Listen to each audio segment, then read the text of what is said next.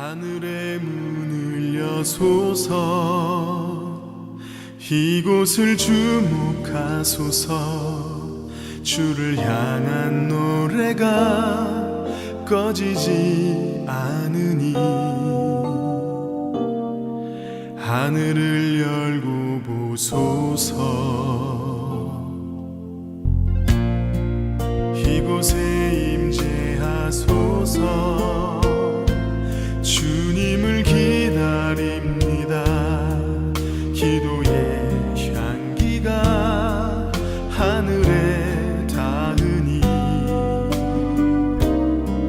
주여 임재하여 주소서 이곳에 오셔서 이곳에 앉으소서 이곳에서 예배를 받으소서 주님의 이름만이 오직 주의 이름만 이곳에 있습니다. 하늘의 문을 여는 아침에 오신 여러분을 진심으로 환영하고 축복합니다. 이 시간을 통해서 하늘의 열린 문을 통해서 천국을 경험하고 또 경험된 천국으로 오늘 하루를 천국의 소망, 천국의 기쁨, 천국의 능력으로 살아가는 은혜가 사랑하는 모든 성도님들 가운데 임하기를 주님의 이름으로 축복합니다. 오늘은 고린도전서 15장 1절부터 11절까지 말씀입니다. 8절부터 11절까지 읽어드리겠습니다. 맨 나중에 만삭되지 못하여 난자 같은 내게도 보이셨느니라. 나는 사도 중에 가장 작은 자라. 나는 하나님의 교회를 박해하였으므로 사도라 칭함받기를 감당하지 못할자니라. 그러나 내가 나된 것은 하나님의 은혜로 된 것이니 내게 주신 그의 은혜가 헛되지 아니하여 내가 모든 사도보다 더 많이 수고하였으나 내가 한 것이 아니요 오직 나와 함께 하신 하나님의 은혜로다. 그러므로 나나 그들이나 이같이 전파하며 너희도 이같이 믿었느니라. 아멘.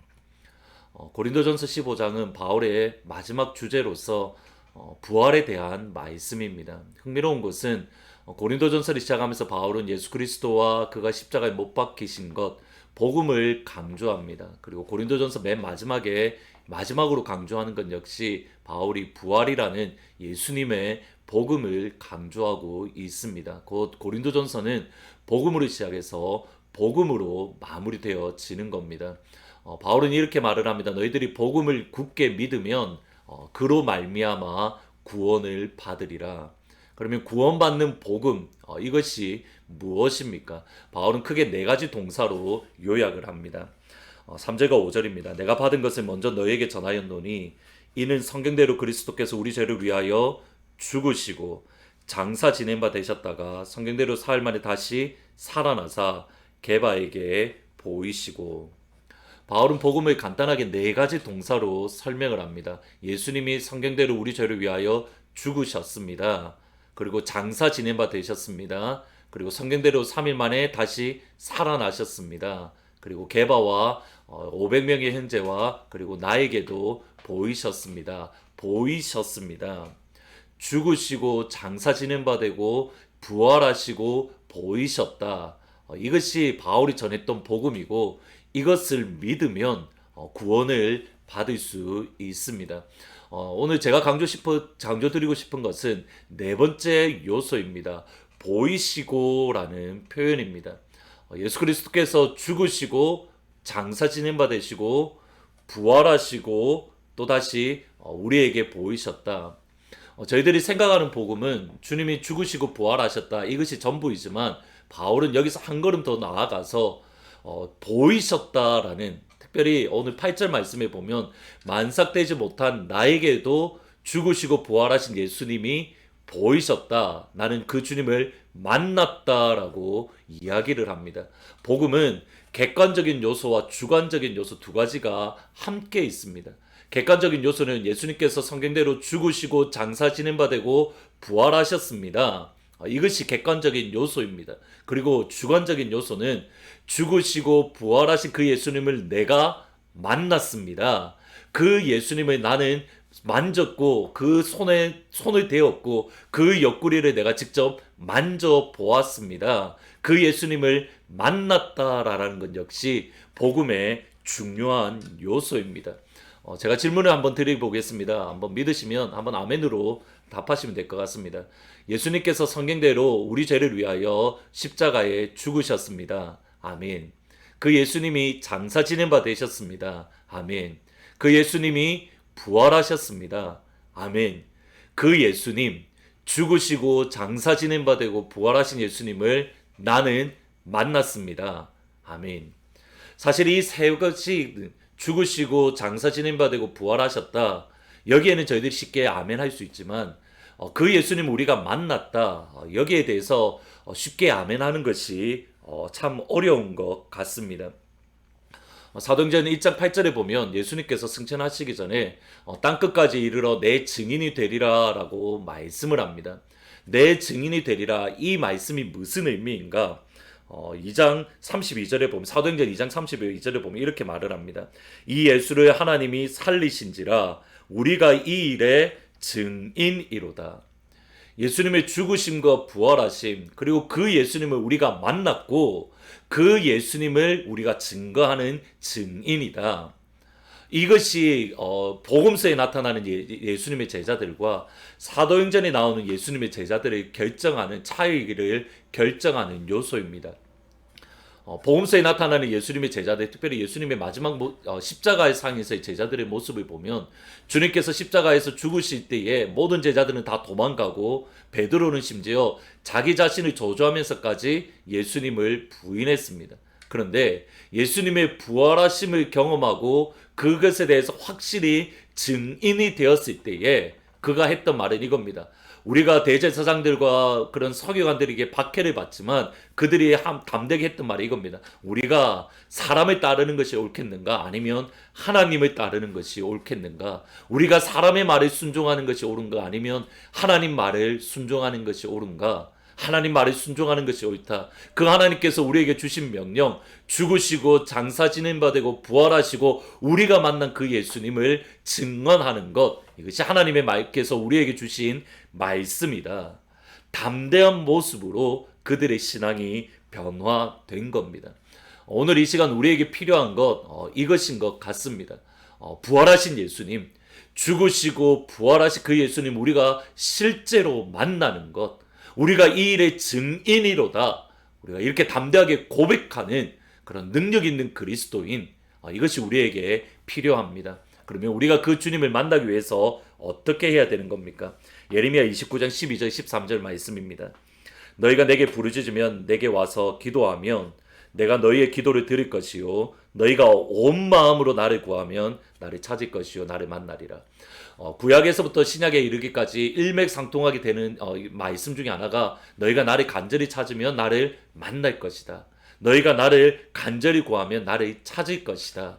우리가 그 죽으시고 부활하신 예수님을 간절히 찾고 간절한 마음으로 사모하면 그 주님을 우리가 만나게 될 줄 믿습니다. 어려서부터 가르쳐왔던 한 자매가 좋은 신랑을 만나서 결혼을 하게 되었습니다. 그런데 이 자매 결혼식에 너무 가고 싶었는데 목사님이 상황상 갈 수가 없어서 축사를 대신 전달했습니다. 축사의 내용은 요한 1서 4장 18절입니다. 사랑 안에 두려움이 없고 온전한 사랑이 두려움이 내쫓나니 두려움에는 형벌이 있음이라. 두려워하는 자는 사랑 안에서 온전히 이루지 못하느니라. 이런 축사, 아름다운 사랑의 두려움을 쫓아낸다라는 이런 아름다운 말씀으로 축사를 했는데 결혼식 사회를 하는 사람이 처음이다 보니까 요한 1서를 요한복음으로 잘못 읽은 겁니다. 요한 1서 4장 18절이 아니라 요한복음 4장 18절을 읽었습니다. 내용이 이겁니다. 너에게는 남편 5이 있었고 지금 있는 자도 내 남편이 아니니 내 말이 참되도다. 요한 1서 4장 18절을 읽어야 되는데 요한복음 4장 18절을 읽음으로 축사가 된 것이 아니라 오히려 악담으로 바뀌었습니다. 글자 한 글자 차이가 축사가 악담으로 바뀌었던 겁니다. 복음 역시 마찬가지입니다. 복음의 온전한 복음은 네 가지입니다. 예수님이 성경대로 우리 죄를 위하여 죽으시고 장사 지낸 바 되고 성경대로 3일 만에 부활하시고 우리에게 보이셨다. 이 네 가지가 온전한 복음의 요소입니다. 오늘 이 시간 이 네 가지의 온전한 복음의 요소 중에 우리 가운데 빠져 있는 것이 무엇인가, 우리가 믿지 못하고 또 우리가 확실하게 붙들지 못한 것은 무엇인가 한번 점검을 하시고, 하나님 우리에게 이 온전한 복음의 요소를 경험할 수 있는 이 복음, 온전한 복음을 경험하는 그런 우리 하트포드 제2장로교회 또 온 성도님들이 다 되게 해달라고 간절히 기도하시며 나아가면 좋을 것 같습니다. 우리가 다시 만났을 때에 이 온전한 복음을 붙드는 그런 능력 있는 교회가 되기를 주님의 이름으로 축원합니다. 오늘은 찬송가 160장 무덤에 머물러 찬양 드리시겠습니다. 무덤에 머물러 예수 내 구주, 새벽 기다렸네 예수 내 주, 원수를 다 이기고 무덤에서 살아나셨네. 어둠을 이기시고 나와서 성도와 함께 길이 다스리시네. 사셨네 예수 다시 사셨네. 기도하시겠습니다. 아버지, 우리에게 온전한 복음을 경험하게 해주십시오. 예수님이 우리 죄를 위하여 죽으시고 장사 지낸 바 되고 성경대로 3일 만에 다시 부활하시고 그 예수님을 만났다, 우리가 여기까지 나아갈 수 있도록 하나님 축복하여 주옵소서. 너희가 나를 간절히 찾고 찾으면 나를 만나리라 하셨사오니 우리가 이 시간 우리 죄를 위하여 죽으시고 부활하신 예수님을 간절히 찾고 사모합니다. 그 예수님 이 시간 우리를 만나 주옵소서. 그래서 우리도 제자들처럼 우리가 이 일의 증인이로다, 증인인 우리 교회가 될 수 있도록 하나님 인도하여 주옵소서. 이주학 집사님, 김순복 권사님, 장민수 권사님, 이상신 권사님 기억하시고 늘 주의 은혜와 주의 능하신 손길로 붙잡아 주시고, 또 사랑하는 수의 성도들 가게를 점점 오픈하는 가운데 있습니다. 하나님의 은혜 안에서 속히 회복할 수 있도록 하늘의 문을 열어 주옵소서. 직장 다니시는 분들 가운데에도 직장 상사에게 페이버를 얻게 하시고 여러 가지 힘들고 어려운 가운데 믿음으로 기도하며 이 시간들이 잘 이겨낼 수 있도록 도와주옵소서. 감사합니다. 예수님의 이름으로 기도합니다. 아멘. 오늘 이 시간 네 가지 온전한 복음, 예수님이 죽으시고 장사 지낸 바 되고 부활하시고 또 그 주님을 만나는 이 온전한 복음을 경험함으로 우리가 이 일의 증인이다, 예수님의 증인으로 살아가는 영광스러운 하루가 되시기를 주님의 이름으로 축원합니다. 우리가 살고 있는 이 세대는 하나님의 뜻을 알고도 순종하지 않는 세대요, 하나님께 드린 헌신과 약속을 저버린 타협한 세대라는 것을 부인할 수가 없습니다. 하나님께서는 이런 세대 가운데 주님을 향한 순전한 소망을 품을 수 있는 순결한 신부의 세대를 부르고 있습니다. 순결한 신부의 세대라는 것은 우리의 죄를 위하여 이 땅에 오신 예수 그리스도의 죽으심과 부활하심과 다시 오심을 선포하는 증인의 삶을 사는 세대를 말하고 있습니다. 이 증인의 삶은 주님과 함께 고난을 받으며 십자가의 길과 순교자의 삶을 사는 것을 의미합니다. 조롱하는 소리가 있고 세상의 유혹이 찾아온다 할지라도 예수 그리스도의 증인의 길을 걸어가십시오. 하나님의 사랑이 영원히 함께하여 주실 것입니다.